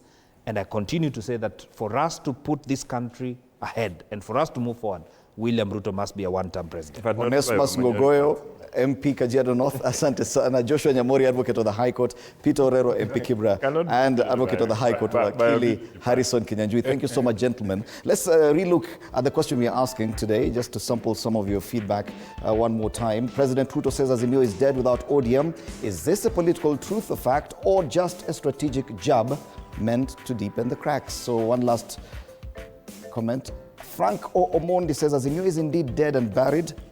The recent changes by Uhuru, where he replaced ODM officials Oparanya and Junet Mohammed without asking in a meeting of Azimio Summit to second names to replace them, is evidence that ODM is out of Azimio. Without ODM, Azimio is dead. Yes, these are your comments, ladies and gentlemen, and thank you so much for interacting with us. Once again, just before you take a look at the newspapers, after the break we'll be engaging this gentleman, Charles Ogaku, who's a CEO, Air Travel and Related Studies Center on Tourism in the Age of AI. Is Kenya ready? That's the question we're asking. And we'll be asking you to interact with us again on this question. Matters tourism. Tourism numbers are rising, but is the industry creating quality jobs for Kenyans or just opportunities for investors? All right, once again, the dailies. Governors defy Senate amid bribery scandal is a big one, even as Senate and the National Assembly resume after a 2-month recess today. Trained savage police brutality given prominence on the front page of the Standard. Make or break test for Kalonzo Rigathi in 2-day retreats. Wanaenda retreats. Taifa Leo wanazungumzia masuala ya wanasiasa kuruka vyama hapa na pale. Habari ambayo tumezungumzia hapa. Google rejects 61% of Kenya censorship asks. A very interesting story there on the front page of the Business Daily. That's the state of the nation, ladies and gentlemen. My name is Freddie Ndimuli. Good morning.